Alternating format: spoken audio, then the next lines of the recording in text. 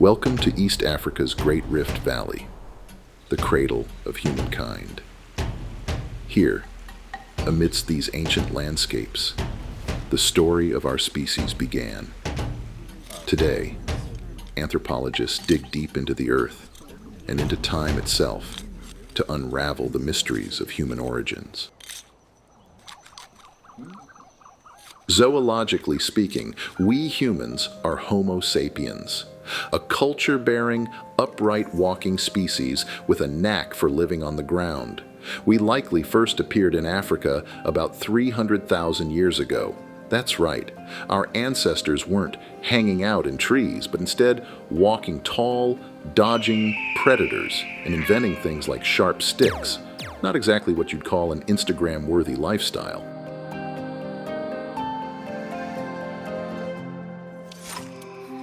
Contrary to Victorian-era gossip, Charles Darwin never claimed we descended from apes. He wasn't sitting around sketching us swinging down from trees. Instead, he proposed that humans and apes share a common ancestor, an enigmatic species whose fossils, if they exist, are playing a very good game of hide and seek. Think of our evolutionary path less as a family tree and more like a family bush, a chaotic, tangled mess of branches. Each species is a twig in a broader story, and no, there's no single missing link tying it all together. Our species, part of a lineage that began with Homo habilis about 2.5 million years ago, wasn't always alone. For millions of years, the Earth was practically teeming with other hominins. Among these, there were 4 memorable members of the genus Homo, all of whom shared this planet with us at some point in the distant past. First up, Homo erectus, the original globetrotters. Dating from about 1.89 million years ago to 110,000 years ago, these early humans were the first of our kind to leave Africa and spread into Asia. They had longer legs and shorter arms compared to earlier hominins, making them expert walkers, perfect for those long migrations. They also used stone tools, controlled fire, and even built rudimentary shelters.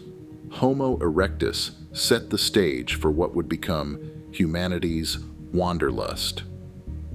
Today, we thank them for inventing walking, even if most of us now prefer to sit.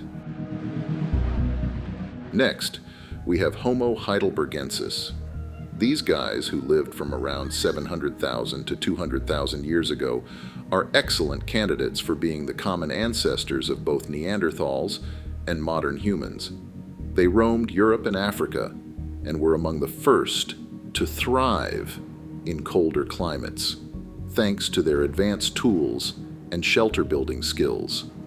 Known for wielding spears, they were adept hunters and could take down large game. Homo heidelbergensis also showed early signs of social cooperation, possibly the first glimmers of what would later become family drama. Then there's Homo neanderthalensis. That's right, the Neanderthals. These stocky cousins lived from about 400,000 to 40,000 years ago in Europe and Western Asia. Built for Ice Age conditions, they had robust builds, broad noses, and large brains. Yes, even larger than ours. They were skilled toolmakers, hunters, and even artists, creating cave paintings and jewelry. Despite all this, they eventually went extinct, possibly due to competition with modern humans, climate changes, or interbreeding. Fun fact, if you're of non-African descent, you likely carry a little Neanderthal DNA. Just saying. And last, but not least, well, kinda least, were Homo floresiensis. Hilariously dubbed the hobbits of humanity by actual scientists, Homo floresiensis lived from about 300,000 to 50,000 years ago on the island of Flores in Indonesia. Standing just over 3 feet tall, they likely evolved to their small stature due to island dwarfism, a phenomenon where species become smaller when resources are limited.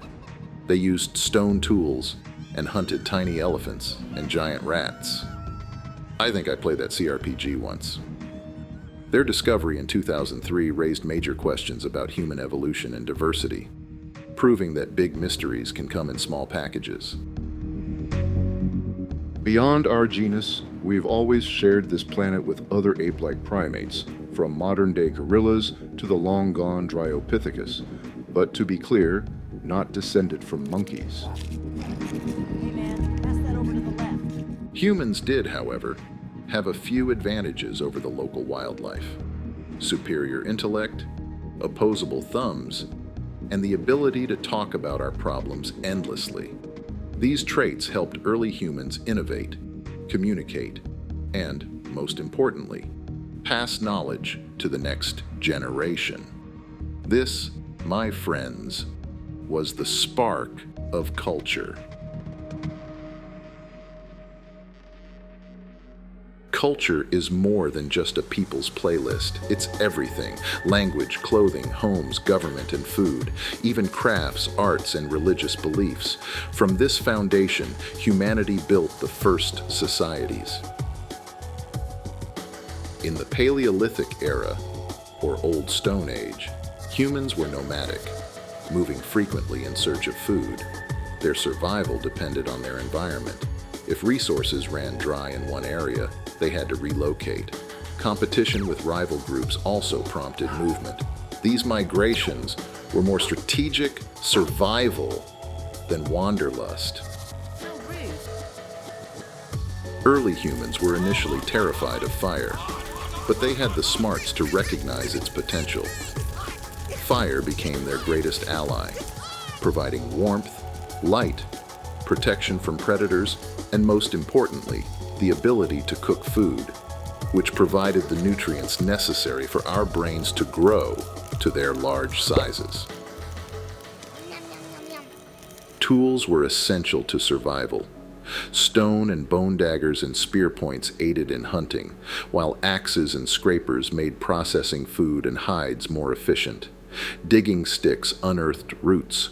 Bone splinters doubled as needles and eventually fishhooks, turning the tides in aquatic foraging. Early humans built simple shelters out of animal hides that could be carried and sought refuge in natural formations like overhanging cliffs and caves. They wisely chose spots near entrances to maximize daylight. These spaces provided much-needed protection from the elements and predators alike. Their diet was as varied as their tools allowed. They feasted on deer, bison, and gazelle, usually avoiding larger prey like mammoths. Too much risk, not enough reward. Supplementing their meat-heavy diet were fruits, nuts, vegetables, and fish, making them true omnivores. About 70,000 years ago, humans decided it was time for a road trip. Climate changes led to fluctuations in resources, pushing small groups to search for greener pastures. A particularly severe ice age created new landscapes, with some areas becoming fertile corridors, while others turned into deserts. Resource scarcity meant that humans couldn't stay put for long. Hunting grounds were depleted, and reliable water sources dried up. These challenges sparked innovation, but they also forced humans to venture into the unknown, like history's worst snack run.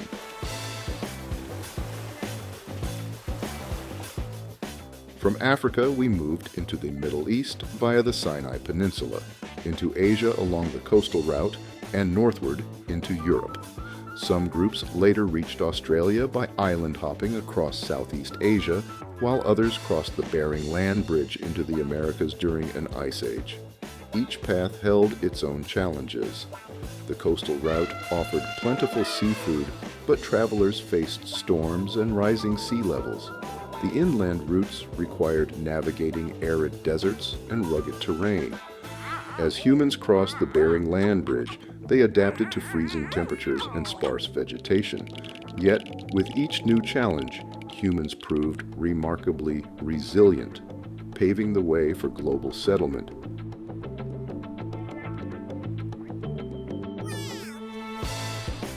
Another factor? Following the herds.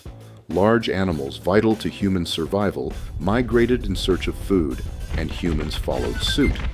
Over generations, these movements led humans to adapt to entirely new environments, from icy tundras to tropical forests, eventually hunting most of those large animals into extinction.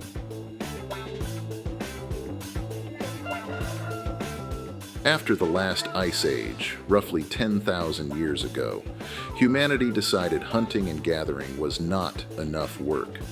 What followed was the Neolithic Revolution, where we traded spears for plows and caves and simple shelters for noisy neighbors. But that, kiddos, is a story for another time.